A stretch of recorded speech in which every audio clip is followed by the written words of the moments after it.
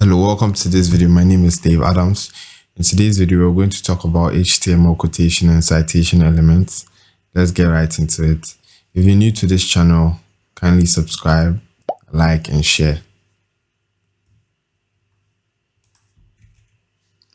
In this chapter, we'll be discussing quotation and citation elements. As I said, these elements are basically block quotes, quotations, abbreviation, address, cite, and bidirectional order. These elements have a common purpose, and that is to reference materials from external sources. These elements are also important for semantics as the HTML formatting element. Now let's go straight into Visual Studio Code to get some practice in. Now that we're in Visual Studio Code, we're going to clear the title and make a quotation. And we can clear this text as well and save. The first element we're going to treat is the block quote element. So I'm going to create a paragraph first off. And within the paragraph, I want to say here is an example of a block quotes text.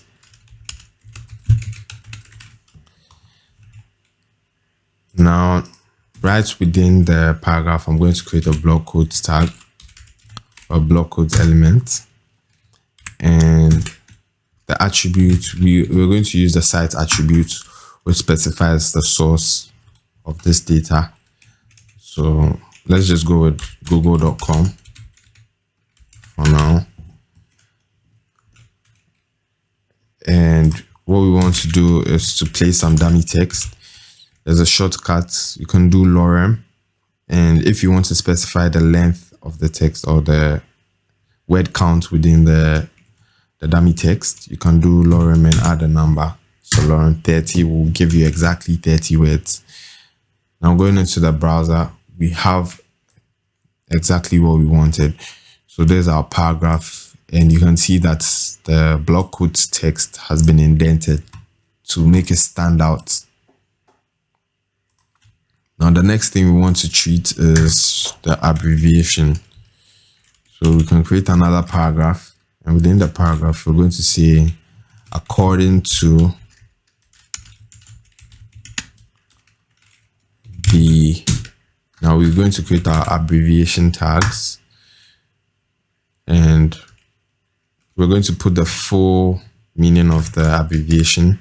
So World Health Organization, and now we can put the shortened form or the abbreviation in between the abbreviation tags. Now when we go into the browser, we have what we typed exactly here. Our abbreviation is right here, and when you hover over it, it gives you the full meaning. Now we can go into CSS to change how this appears by targeting the abbreviation tag, and then changing the text decoration to, by default, the text decoration is underline dotted, which is right there. So we may want to change it. We can make it underline wavy. And when we go back into the browser, it should have changed. Now, if you want to just make it an underlined text, you can do that as well. And when you hover over it, it still has the effect. It gives you the full meaning of the text. Now let's create another paragraph. Within the paragraph, we're going to say we will use quotation marks.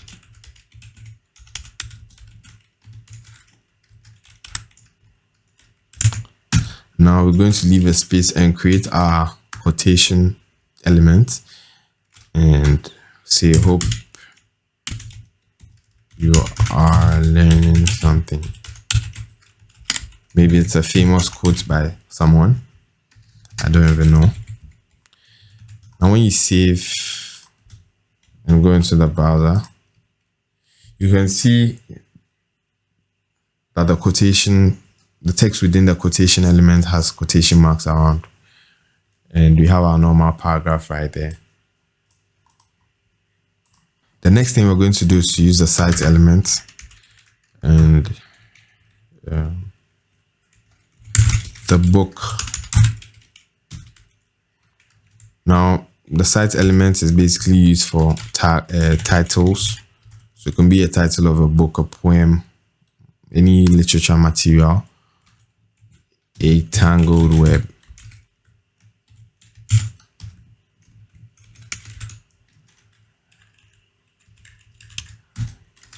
Is a wonderful book.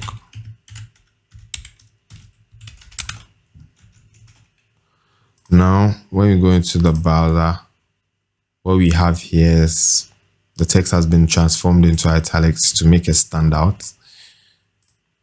I've forgotten the author and all that, but basically that's how the cite element is used. Finally, the element we want to treat is the BDO, or the bi-directional element. Now, while typing, you can see at the top here that there's an Emmet abbreviation for left to right and right to left. By default, the bi-directional order is left to right. So let's try right to left, or RTL. Oh, I didn't place text within. So we are trying right to left.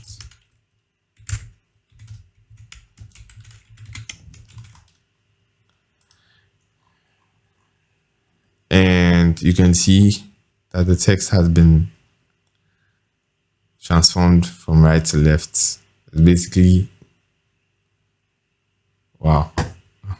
So maybe if you want to send something in code, you can use the right to left. Now let's change it to left to right, and it should be normal. So that's what we have for today. Thank you for watching this video. I welcome you to subscribe if you haven't, like and share as it helps with the algorithm. In the next video, we're going to treat HTML comments.